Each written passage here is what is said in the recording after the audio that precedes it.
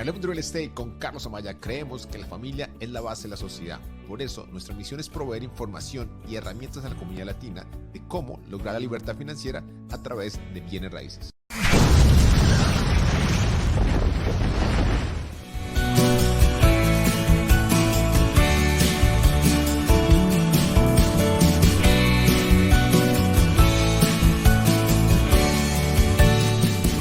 Today we have a very special guest, someone that I really admire, and this is the first show that we're doing here in North Carolina, and there will be no better person to record this show than with my friend Sam. So first of all, I want to say hi. I want to say thank you for coming to be able to open your schedule and come here to our studio. So Sam, how are you doing, man? Doing good, man. Thanks for having me. I'm excited. The studio is awesome. I'm just like geeking out right now. We were pushing buttons earlier. This is great, man. I love what you're doing, and I did not know I was the first one in North Carolina. So that is an honor. That is a big honor. Thanks for having me. Yeah, it's a high expectation as well. Exactly. Okay, let's go. Let me tell you, the guys in New York are great. So it's a pleasure to have you here. Definitely. One of the things that we try to do in our show, and Hablemos de Real Estate, try to bring professionals.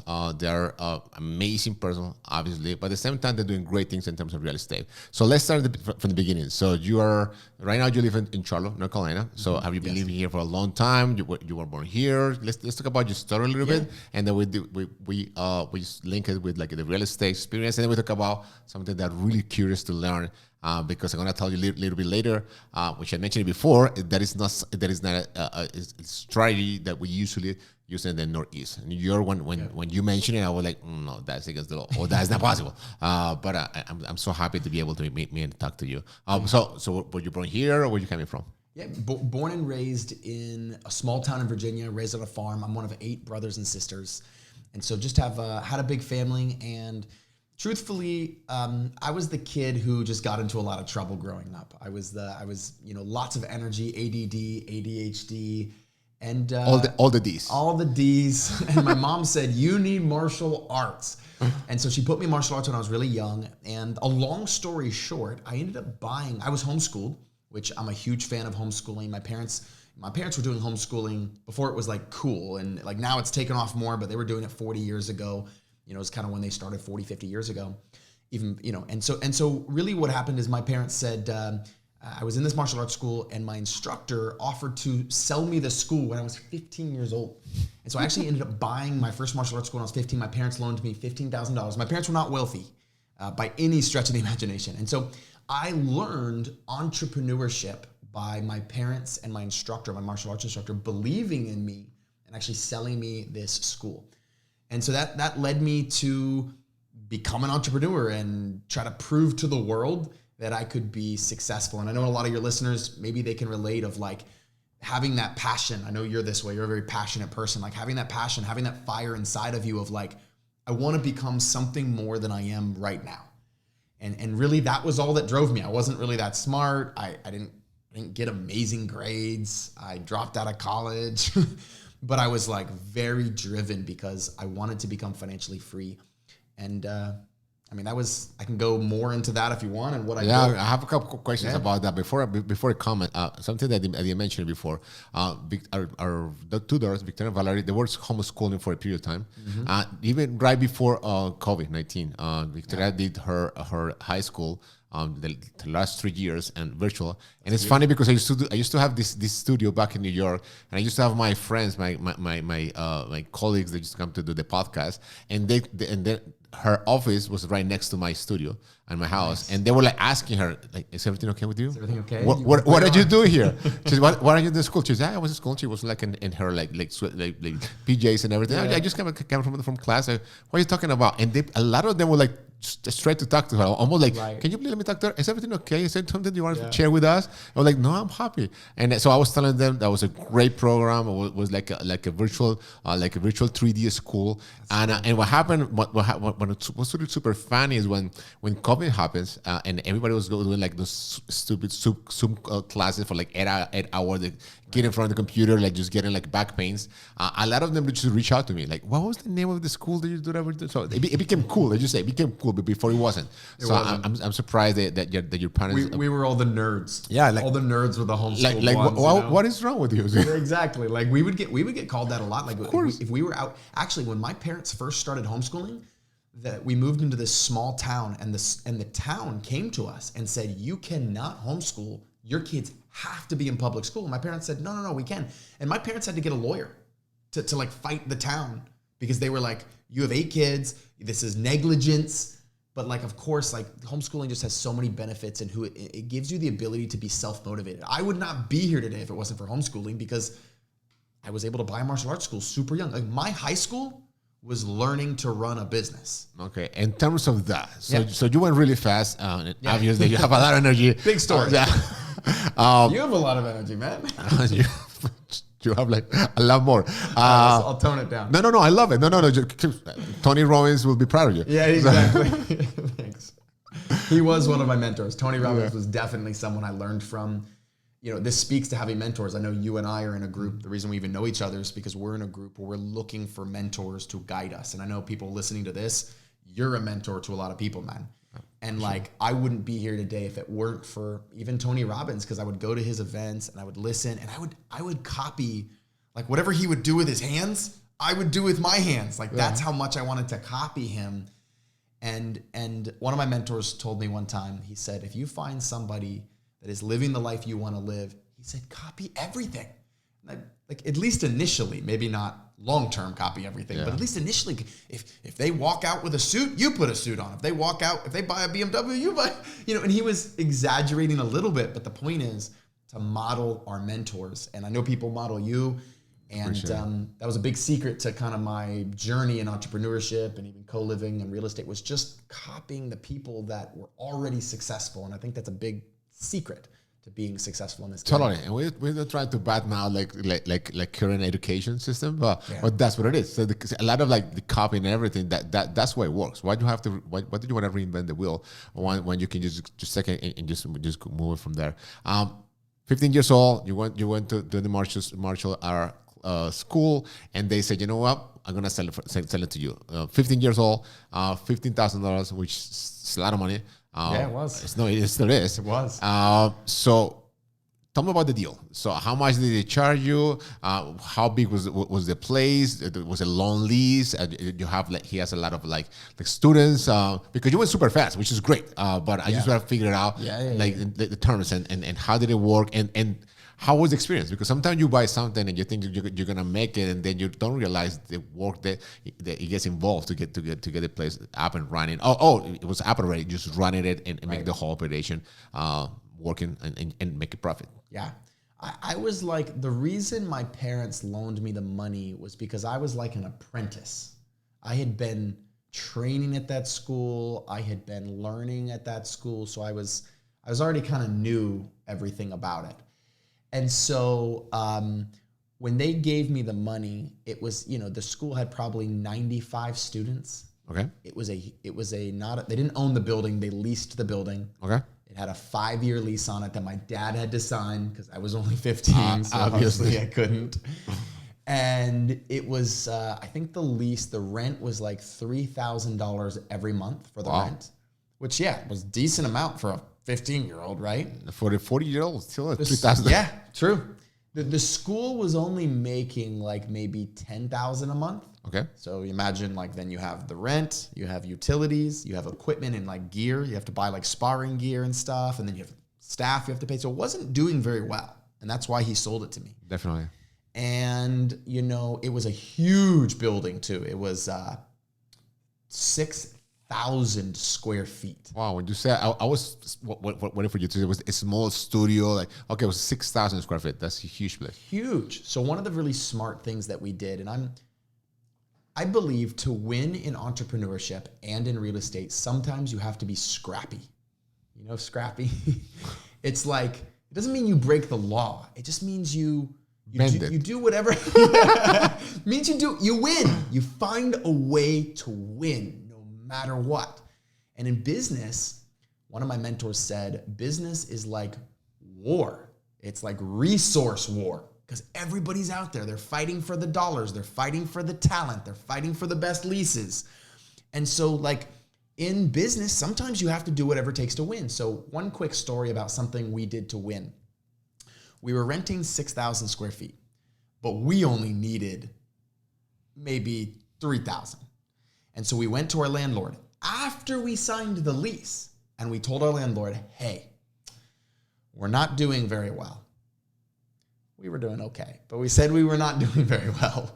And we said, we can only afford half of this thing. But we'd already signed a lease for the whole thing. We were locked in. My dad personally guaranteed that lease. Yep. But he still let me do it. He was so nervous to even send this email to the landlord. It was like a big corporate landlord too. It wasn't like some nice guy on the street. It was like a big corporation landlord. Yep. We said, we can only afford half. And if you don't let us only pay for half, we may go out of business. And the landlords agreed to it. They said, keep $6,000, only pay for $3,000. But the landlord did say, if we ever find a tenant for the other half, you have to give up the other half. And we said, okay, because that's all we needed anyway, right? And so that was like a strategy of like finding a way to win. And that put, back then, that put like, $1,500 every month back in our pockets. So that's $18,000 a year. When you're 16 years old, that's a lot, right? Yeah. But it was a scrappy play that got us to really have a win. And I love that you mentioned that, because right now we are in a time in the market we are like facing a correction right now, and that's why strategies like the one you implement, that it's such an amazing way to be able to make it happen. Yeah. And something that I said to my daughters all the time, and I know they're gonna laugh when they see this. I said, you always should ask, regardless of how crazy the question may be, or the request that you want to ask. And the worst thing they might say is no. So, but if you don't ask, you're gonna have like the regret that, what would have happened if I would have asked? And in your case, you know what? Was it crazy? It was 50% less for the whole amount of the place that you ended up getting it. And they could have said no. And you said, okay, that's fine. So we have to deal with it. But they said yes. They said yes. And that was a game changer. So that's why kudos to you. So you made that great move. You were like, okay, just now it's getting little by little. It's in the numbers that's looking better. They started to look better. Yeah. What came next? So I know the end of the story because I know you, but right. So how did it go? So you went from that place. What was that located, and what happened next? So that was in a small town called Amherst, Virginia. Literally like 2,000 people, probably more cows than people. It was like a farm town kind of thing. And so I told my mentor, I said, I want to go to the big city. He said, well, if you want to go to the big city, because again, remember back to how we started this podcast, it was the drive, the desire of, not being satisfied. And I know some people may disagree with me on this, but I think that in life, you can be happy, but not satisfied. And that's the balance that I've always, I wanted more. The school was doing well. I was actually making like $45,000 a year. And I know that doesn't sound like a lot, but to me, that was like as much as my dad made at the time, right? We were not wealthy by any stretch of the imagination. So I'm thinking I've retired. I'm thinking I've made it, and I'm 16 years, but like I was still hungry for more. So I moved to a town called Charlottesville, Virginia, where the University of Virginia is. And I thought that was the big city. It's really only like 70,000 people. It's not huge. And I started a martial arts school, and I started it from scratch. I had 0 students. I would go out into the parking lot of the grocery store every day, and I would say, as people were putting groceries in their car, I would walk up to them in my karate uniform and say, hey, I'd bow to them, like they do in martial arts, and say, excuse me, I'm doing a survey. Would you mind answering 3 quick questions? And I would go through this whole script, and I had this little room in a hotel, this little conference room. It was 20 feet by 20 feet, so 400 square feet. And that was my studio. I rented it for like $600 a month. It was like really cheap. It wasn't even the best area. It was not a good area, but I was cheap rent. And that's where I built that school. Now that school, I was there for maybe 4 years. I put my brother in charge of it, and it became in the top 1% of all martial arts schools nationwide in terms of how many students it had and the revenue that it produced. So it became a very, very successful school from scratch. Wonderful. And what happened with the one that you have in this small town? I sold it to my brother. You sold it to your brother? Yeah. Okay. I sold it to him on own.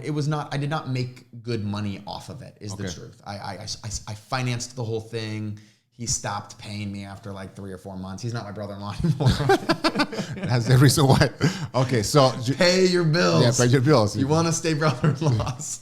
So you went to this bigger city for you at that time. Yeah. And then you get the great numbers, you get recognition in terms of like, and what happened next? Always had a mentor, put someone in charge, put my brother in charge, and then I kind of stepped back from the day-to-day operations. Okay.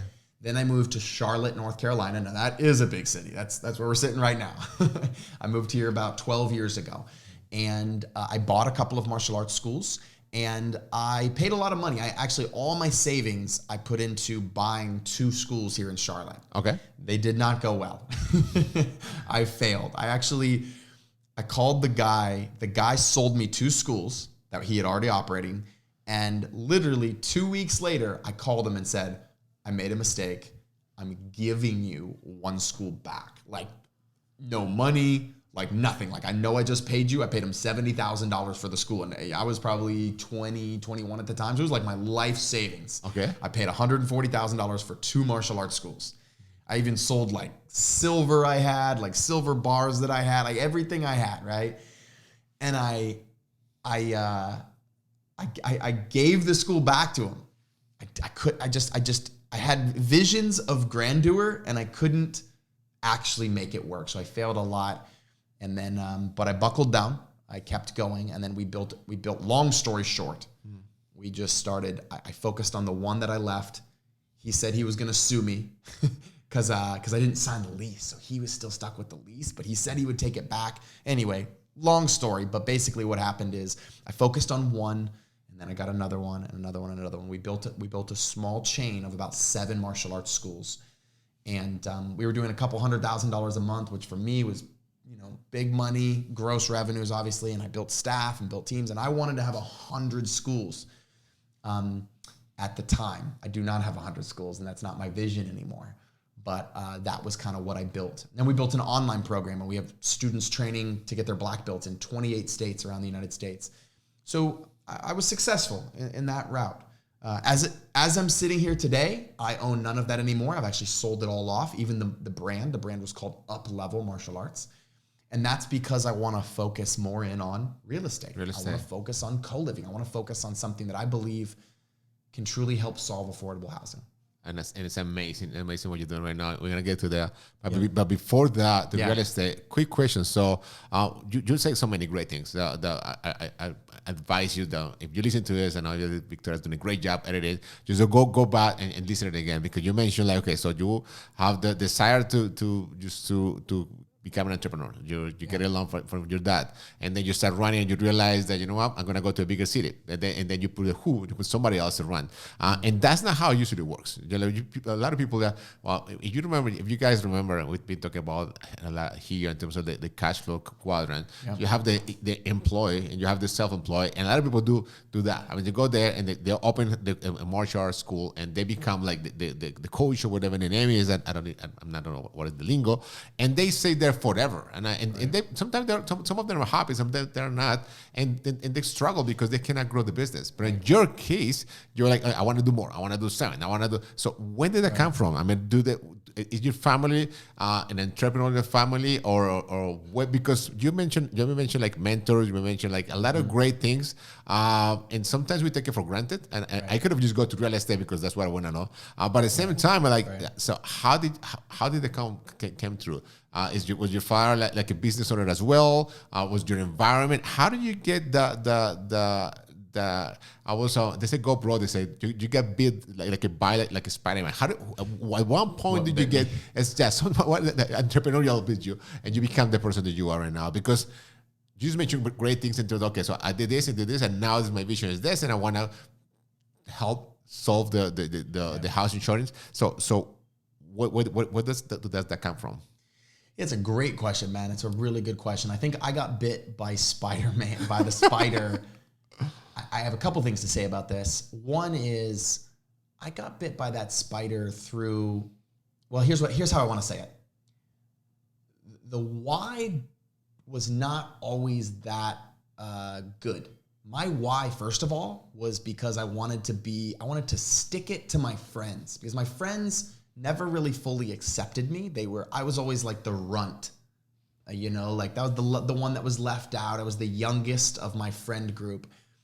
And my friends would make fun of me. I got teased a lot. I got bullied a little bit growing up. And so But I wanted to be accepted by those kids who teased me. I wanted them to like me. I wanted them to think I was cool. And the only thing I could think of to make them think I was cool is if I had more money than them. And this is why I say that like your why to achieve success, it doesn't have to be perfect right away. That wasn't the perfect why, right? It's kind of a mean why. But it was like, I just wanted to show my friends that I could be better than them. But it did give me energy to go become financially free. It did give me that bite, that spider bite that you were saying. And then over time, you kind of realize like, well, there's actually more important things to life than just making your friends feel bad about themselves and trying to beat your friends, right? And so your intentions, I know our pastor, someone we listen to, says your intentions get upgraded as you go through life. So it doesn't matter so much what your why is. It doesn't have to be the perfect one, but that's what it was for me. And then I'd say the second one was my dad always used to tell me, my dad invested in real estate right before it crashed in 2008. Ooh. And he didn't do everything perfectly right. He was on adjustable rate mortgages. He bought homes highly leveraged, 100% leverage, and then the market crashed and they did not cash flow. So he would tell me things like, real estate ruined me. Sam, I have no more retirement. You have to help me retire. And as a kid, you hear those things, you're like, you take it seriously. Even if he's not serious, you take it seriously. And I was like, okay, I have to make enough money to help my parents, to be successful. So that was another big drive behind why I did that. But I want to answer another question you asked, man. And I think that not everybody goes through life like I went through it. Not everybody has that entrepreneurial feel. And I think it's really important that everybody on here asks themselves, who am I? 100%. And in entrepreneurship, there's 3 types of people you can be. Number 1, you can be an entrepreneur. You know you're an entrepreneur if you're like, you just love deals. For lack of a better way to say it, you kind of love the art of the deal. You love making money. You don't really care. Like, for example, if you have a business and you would sell that business if somebody gave you the right offer, you're probably an entrepreneur. For Donald Trump is like the ultimate entrepreneur. That's the name that came to mind. When you said an art of the deal, I was like, yeah, I was like, that's him. And I remember him before he was in politics. I used to watch all the shows, The Apprentice. I used to go to the. I used to record the radio shows that I used to do in New York City, and I was around the corner for the Trump Tower. And I used to go and have breakfast at the Starbucks. You can't get in anymore, but in the lower level. So yeah, so that's exactly the person that came to mind. Funny. So he's like the ultimate. Now everybody can have a piece of being an entrepreneur, but some of you in your core, you're just an entrepreneur, and you need to know that. That's your core, who you are. Now, the second type of person there is someone who's a manager leader. And you know you're a manager leader. You know that's your core if you love systems. You think about, well, like, what if I put that person with this person, and then, oh my gosh, and you build teams really well. You're a manager leader. Now, you might have a piece of entrepreneur, but you need to know what your superpower is. Right. We're using the Spider-Man analogy. What's your superpower? You know? And the third type of person that you can be is an artist.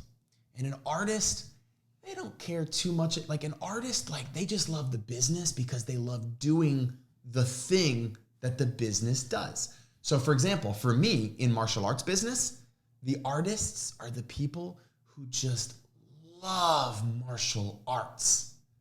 They're the artists. If it makes money, great, but they love the art.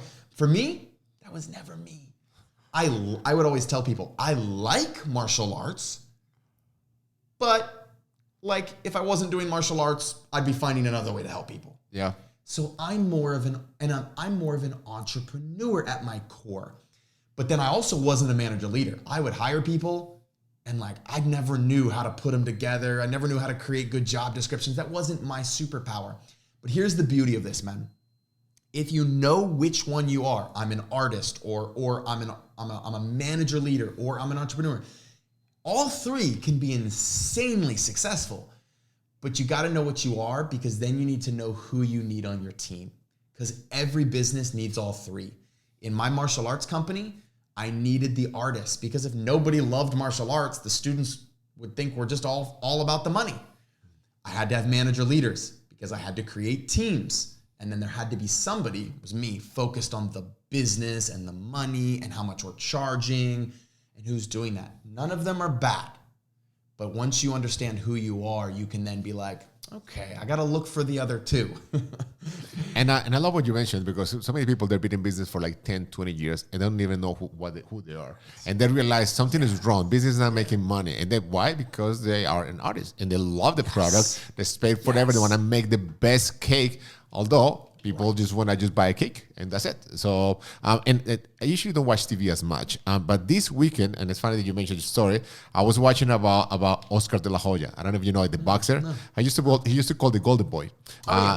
So yeah, he won the Olympic medal, and he became like one of the best paid athlete, and right now he's like one of the biggest promoters in boxing, and he said he's like 45 right now, 46, and he's saying that he became who he was in boxing and business, because he was teased by his friends in school. You know, he was asked, "What do you want to be when you grow up?" I said, I want to be a boxer. I want to get a gold medal in the Olympics. And everybody was laughing. He said, I'm gonna. And since then, he always find people that in his mind they were laughing about him. Like there was like the opponents. They respect him because he was young.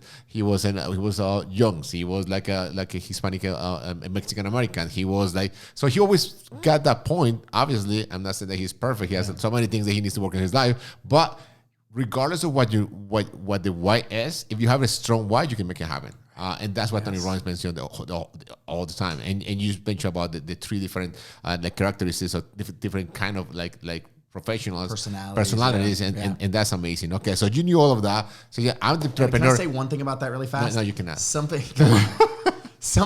people need encouragement. Sure. And some people need challenged. Like I had a martial art, and this is important to know.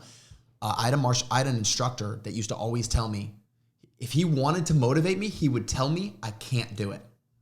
Because if he was like, "Oh, you can do that," I wouldn't be motivated. But if he was like, "No way you can do that," I'd be like, "I will show you." You know, like so it's like it's a way to motivate people. Some people are motivated by the challenge of like, "No, you can't do that." "Oh, yes, I can. I'll show you." And he would always smile. He'd be like, "You can't make that much money." Smile, and I'd be like, I see what you're doing. Yeah, and that's why you have to know yourself, and you have to make sure the team that's around you know you, okay? Because if you are that person, and then somebody else just start telling you, what, I think you can do it. I'm confident in you. I know you can make $100,000 in a week, and you're like, well, that's true. Yeah, I think that should be able to do it. Okay, so. Yeah, obviously your entrepreneurial spirit is super, super high. You've been selling your business multiple times, and right now you sold it recently. Real estate. Your fire real estate. Yeah, real estate. Let's talk real estate. Yeah, we both love real estate. Yeah, we love it. Yeah. It's called Hablemos de Real Estate. So exactly. We haven't said much about real estate yet. Exactly. So. If I had bad experience, usually when you have someone, a family figure or like someone in your environment, they have bad experience about something like anything, business, an addiction, or whatever it is. Right. So you don't want to go there. Okay, so I don't want to get burned like my father. So he said, you know what, you have to help me retire. You're doing great in terms of business. You're making money. So how did you make the transition? Although I get you were doing both at the same time. You were doing both at the same time, obviously. So when did you start doing real estate? What was your first deal? And how did you get the knowledge to start? And how do you do it? Yeah, man, it's a big question. That's a big question. There's lots of, but I'm gonna change the name of the program, like big questions. Yeah, I love it. Big questions. I hope I can match it with a big answer, a good answer. My dad did have that experience in real estate, but the truth is I didn't start by investing. Okay. I wasn't an investor initially. I just thought I don't want to throw away money in rent.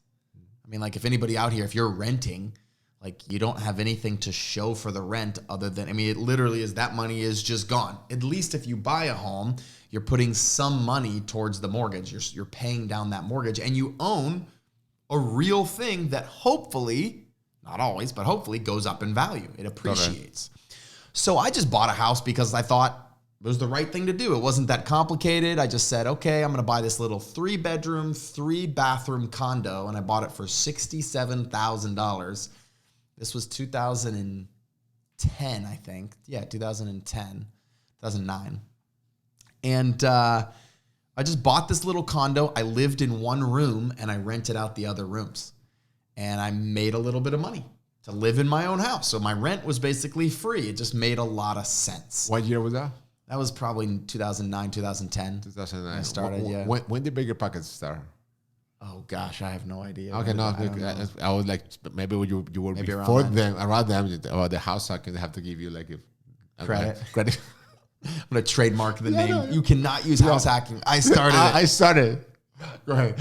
But no, I mean, the Hispanic community gets this. Like, Americans are like, you know, like, I have my gun and my big house and like, you can't take it from me. But like, all other cultures but American culture, they get the concept of sharing a house. Yeah, Europe does it. Yeah. Europe, it's very common. South America, it's very common. Central America, it's, you know, multi-generational living. Here in America, we like take our parents, put them in an institution. It's messed up. It's funny that you mentioned that. Recently, I had a long trip to New York, back to New York with my daughter Victoria. She's 19 right now, and I was telling her about that. I said, here, the kids finish like high school and they get into college, and they push them out like a little bird. Okay, right. Go fly. Yeah. And I understand you have to be living with your parents forever. Okay, but right. If it makes sense, like like co-living, we got to talk about that, you know, and you pay your share of the place that you live in, and then you have it. Why do you want to go to another place and pay rent to somebody else when you can be in your own house with your own family, save money, invest, and do whatever you want? Yeah. But here, for some reason, and I know a lot of friends, you know what? As soon as my kids 18, 19, I'm going to push them, they have to do it. I did it myself, so they're proud of it. Right. Why? Right. I mean, yes, that's true. I mean, again, I don't want... it's a crazy story, and it happens to me when I was working in the law firm. Someone was like, "Oh, my little kid," and I was like, "How old is your little kid?" He was like 43. That's a real story. But to your point, unfortunately, some of the community here, they don't see it that way. You know, they see, you know what? Even I have the empty house, that's my house, and I'm proud of it. I'm proud of it. Yeah, and I'm one of 8 brothers and sisters. So like I'm used to a lot of people sharing a house. There was 8 kids, 2 parents, so 10 people total in a 3-bedroom house. That's what I grew up in. So sharing a house. Homeschooling. Homeschooling. We were there all the time. Oh my gosh. So it was very common for me to, it's a good point. Homeschooling. Yeah, imagine that, guys.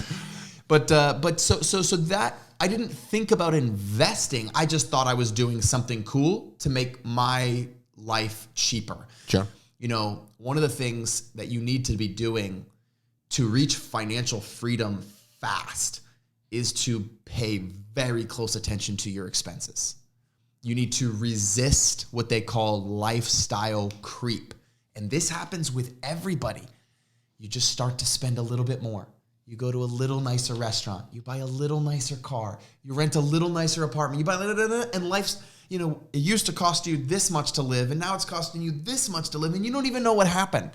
And so, at the beginning of your journey, you have to, like, pay very close attention to reducing. What can we do to reduce expenses? So my way of doing that was rent some rooms. Just imagine, they were like that, my brothers and sisters. I don't know if you have sisters, but... I do have 4. I have 2. And they paid. They paid. And they don't take my clothes away, so... They take your clothes away. Wait. No, your people that you rented to. Oh. So you try to imagine like they're your relative, your brother and sister. I gotcha. And then you can charge them. And you make the rules. Them. Yeah, exactly. Okay. So I moved. So that was in Virginia. I moved to Charlotte. Okay. I bought a house here in Charlotte because again, it was just like the right thing to do. What did you do with the other one? I rented my room.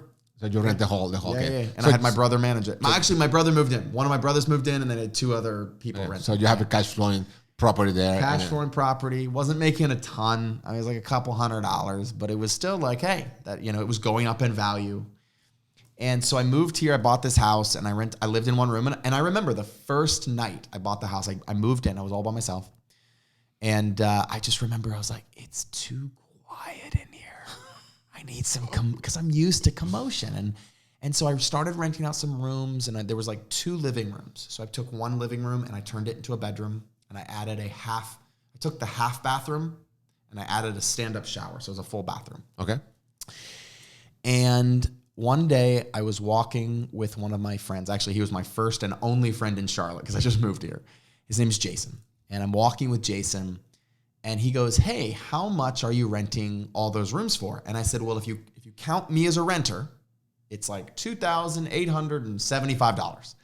And he goes, "Whoa." He said that house would normally rent to a single family for only like $1,300. Sure. It was not in a good neighborhood. And this is like 10 years ago, right? Yeah. And I was like, really? I'm doubling the rent by renting it out by the room. And I loved my roommates. One of my roommates, his name was Marco. He was from Mexico. He was an engineer at Bank of America. He stayed with me for like 2 or 3 years. He was awesome. And the reason he wanted to live, because he wanted to send all of his money back to his family. He was making one day I came by the desk and I saw his W-2, his tax document laying. He made like $85,000. So I thought, why isn't this guy living in his own apartment? He can afford his own apartment. But he wanted to send his money back to his family back home. And so he wanted to live cheap. And so we became best friends. We would do projects together. Like, it was a cool community. And so what I ended up doing is when my friend that was the banker said to me, "You're doubling the rent," that's when it clicked. I said, wait a second. Because remember, my drive was to stick it to my friends, was to have more money than my friends. And so my brain was like, where's more money? Where's more money? Where's more money? Where's more money? And so my brain was alert. So when he said, "You're doubling the rent," my brain went, wait a second.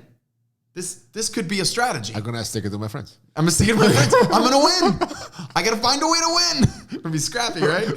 So I said, well, would this work with 5 bedrooms? And I bought another house with a loan with only 3% down, so I didn't have to save up like hundreds of thousands. I had to save up like, at that time, like $10K. I think it was like 10 or 12,000. It wasn't that much.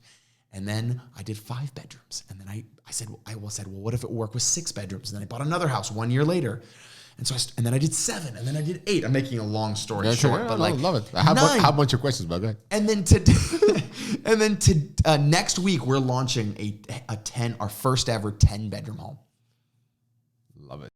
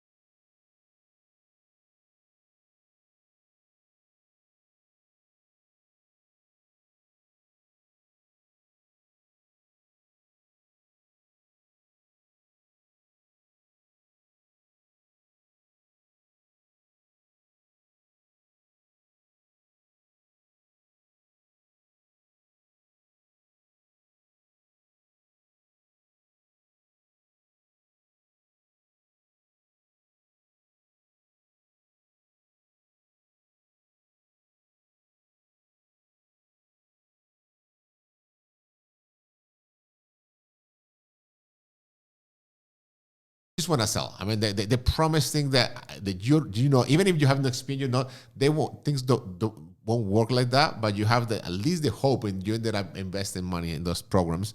But you do have the passion. I mean, you have obviously the energy, and you have the desire to help people. I mean, and it comes from a place that you know is sincere. I mean, the camera turned off, and you will keep talking about like that. It's not like, oh yeah, Coleman is the best, and you turn out, fuck, thank God this is finished. No, I mean, you have it in yourself. When did you decide I want to start helping people, teaching people, and how do you structure your platform and everything, all the great things that you're doing right now?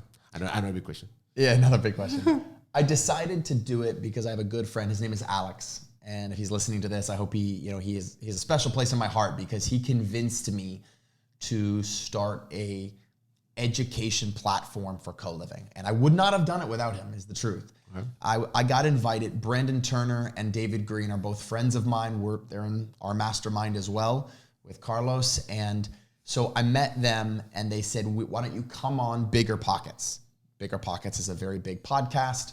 And I had all these people reaching out to me, asking me about co-living. And I was just going to help them out. I was just going to help people out. But my friend said, hey, you can help more people if you create a course. And he helped me create a course. And it's not just a course that like you listen to a bunch of videos. It's like there are some videos that are pre-recorded, but then I'm live. Like me and my whole team and my coaches, we have coaches now.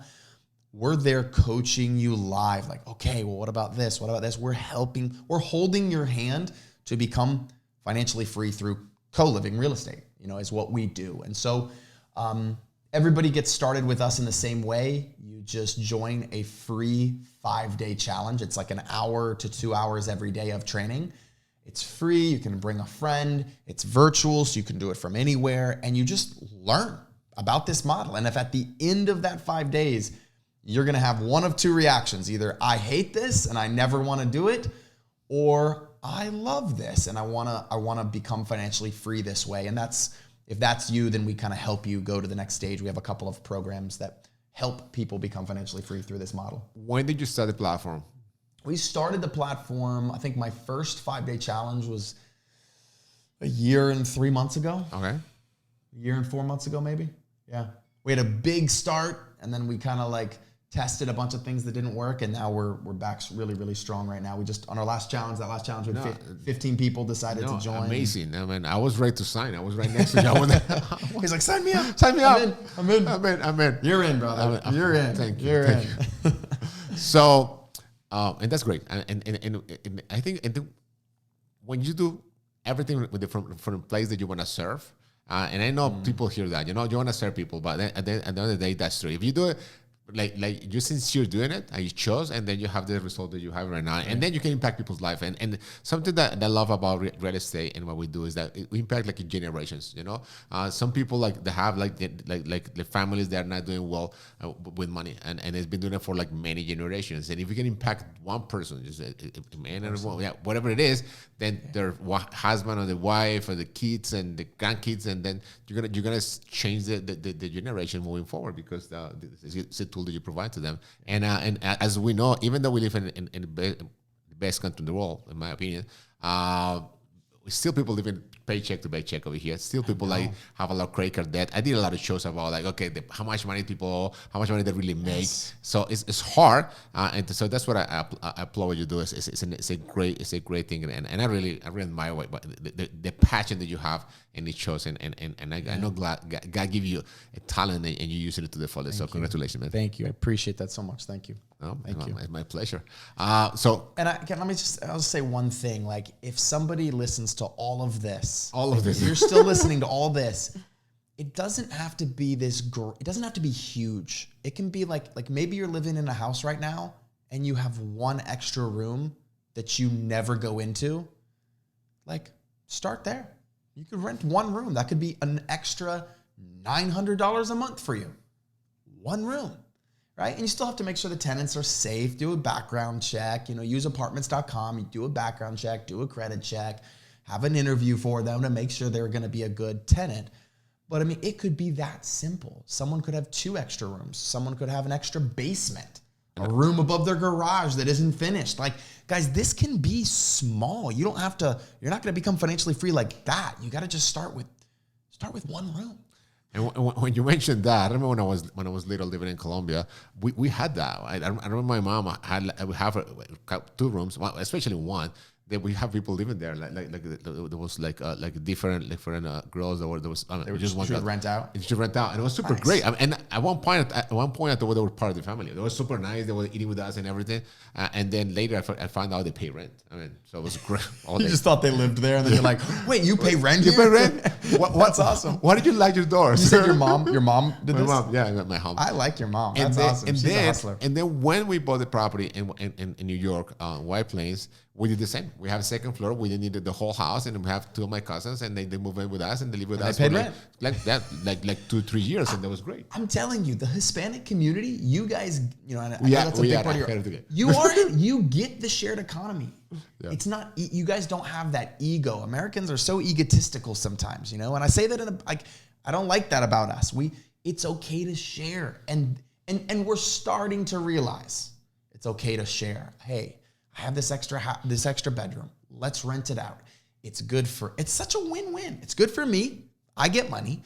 It's good for the person living, or your cousins. Like your cousins got to live there. Yeah. They probably paid what, $500, $600, $700 a month. As a matter of fact, that was how much they're paying. Yeah. So they got a great deal. They got to live with someone cool. It's just, I don't know if they say that, but yeah. Oh yeah, that's debatable. That's debatable if they got to live. Your mom. I was talking about your mom. Oh, my mom. Yeah, mom. Okay. We're gonna be here. We're gonna stay here the whole night. That's right. And because I love the conversation. I love the United States. I love meeting with someone like you that doing the great things, and also so open. In the willingness to share. Okay, so you say I failed. I bought this. I didn't realize it. I started my platform and things didn't go up according to the plan. Now we're doing this and things are going a lot better. But I also want to respect your time, and I know Juliana's doing cooking something for you outside. So, I have a couple of questions that I always ask all the guests that we have here, and so. I would like for you to recommend us a book. I know that this is a cliche, and 90% of people that come here recommend Rich Dad Poor Dad, which is a great book. Well, besides that one, if that was hopefully you've been listening to Carlos's show. You all should have read that book by now. Couple times, yeah, 2-3 times. Every time it gets recommended, you have to read it again. Read it again. Okay, so recommend us a book. Yeah, in any topic or like specifically real estate. It could be any topic. Oh goodness. I mean, I'll tell you what I'm reading right now. I'm reading a book called Understanding Women by Alison Armstrong. So it's a good book on Audible. I will recommend that. But if I was to recommend something... And the ratio, I don't know how many women per every month, but you understand like half of the civilization, even more. I mean, the amount of women there are. Exactly. Yeah, I guess it could help you with anything. Right? Real estate, business, everybody. Yeah, if you want to understand half the world better... Read this book called Understanding Women by Alison Armstrong. And I don't know if you realize, but when I was in the law firm, and now investing, you realize that when you want to do a transaction, 90% of the time, the woman is the one who makes the decision, and the woman most of the times are the one to handle the economy of the house, even in the Hispanic community. Wow. So you think, okay, I'm the man of the house, and you're okay. So who's handling the money? Who's running the checking book? Who's gonna make the decision? Okay, let me talk to my wife because if she said that's fine, we'll do it. So. That's great. Well, then that's my book recommendation. You can. I was trying to think of a more business type book. It's about relationships, and it's this lady. She's great work. Tony Robbins gets a lot of his work from her work. Okay. There's a lot of connection there. That's how I actually found out about her. I was listening to Tony, and Tony talks about her a lot, and I said I got to read her book. So anything by Alison Armstrong, it's so good. It's helped me understand my wife, my significant other better. But yeah, it helps me understand I love the way you put it, man. You put it really good. Half of the world. It helps me understand half the world better. So there you go. And they are the decision maker most of the time. And the decision maker, you might as well understand them. Yeah, that's true. Heck yeah. A movie or series? A movie or what? Or a series. A series. Now we are in an era. I'm ready for this question. Okay. I got it. And my wife hates that I watch this. So growing up being homeschooled, I watched zero TV. We didn't even have a TV. We didn't have cable. We didn't have satellite. We didn't have anything. We were able to watch 3 movies because my parents were also very conservative. Yeah. They didn't want us watching any kissing or anything. I mean, very conservative, right?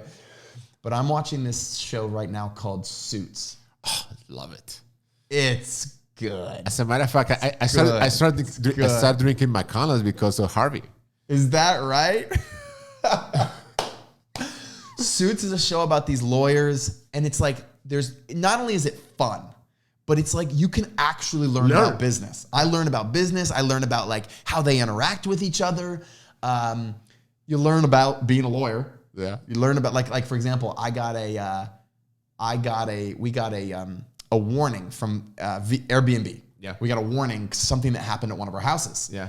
And I had to send them this letter, and I relied on all my knowledge from Suits to send them this letter, and I put it all in here. And my wife looked at it. She was like, "What's a sworn affidavit?" I was like, "I learned that from Suits. I put it in the letter to Airbnb," because I was trying to convince them to. Anyway, long story. Let's not go into that story. But anyway, love it. So fun. I love Suits. What season are you in? I'm in season 8. Oh, so you're already okay. Like, I don't even know how many seasons there are, but there's a lady in the show called Donna. Yeah. And Donna is like this incredibly smart, intuitive. She can read anybody.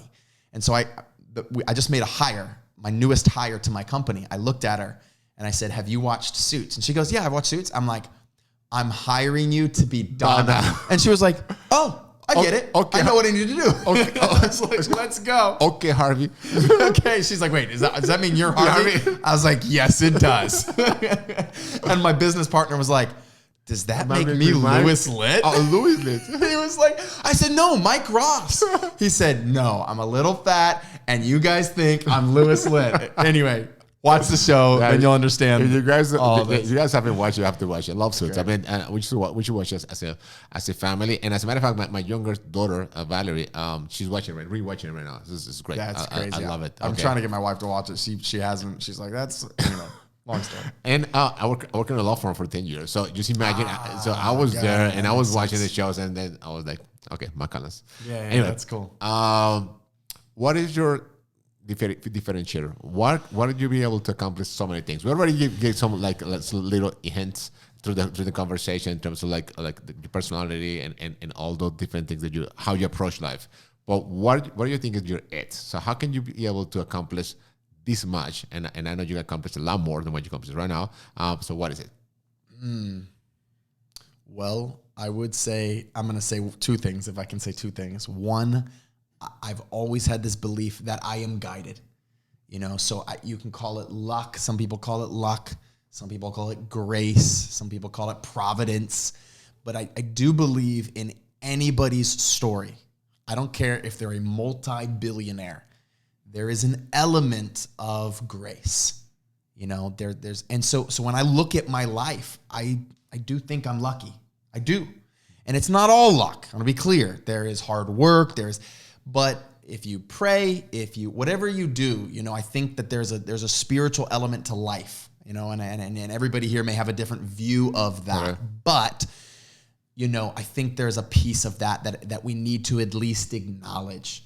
Because you might look at me, or look at Carlos and just be like, yes, it was a lot of things we did, and it was a lot of things that the universe helped us with. And so I think that's number 1. And number 2, I would say my differentiator is just, I really try not to judge myself for having a lot of big desires. I know that sounds crazy, but like, it's okay to want to drive a Lamborghini.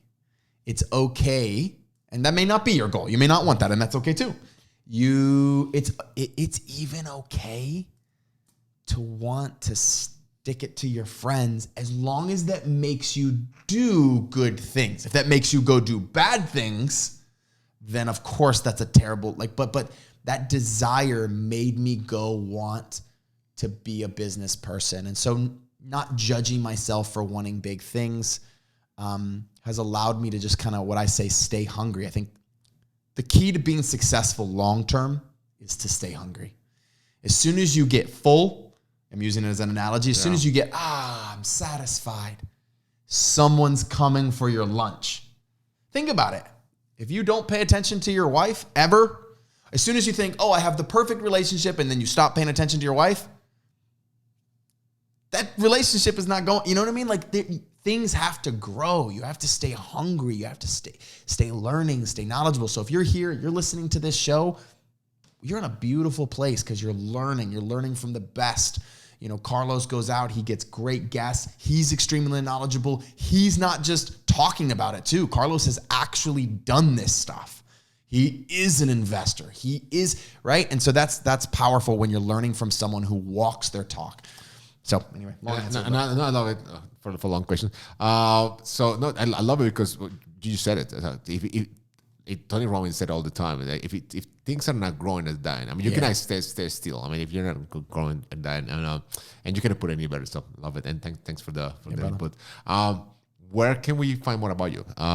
Where can we, if someone at one point want to get one of your challenges? I know one just passed. I know you have a wait list for the next one.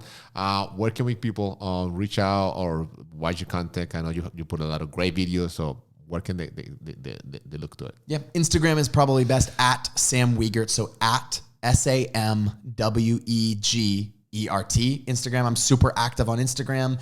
And then if you're interested in actually doing a free training, you want to go deeper on these concepts, just go to www.scaleyourrealestate.com. So that's scaleyourrealestate.com. Put yourself on the waiting list for the next challenge, and I'll meet you in that challenge. Love it. Well, thank you very much. It was a pleasure. So fun. I'm sure we'll do it again. And it's great. And hopefully we can impact more people. And thank you for being able to know just the person and also to share the faith and the passion for real estate. God bless you. Yeah, God bless you. Thanks for the opportunity. Bye.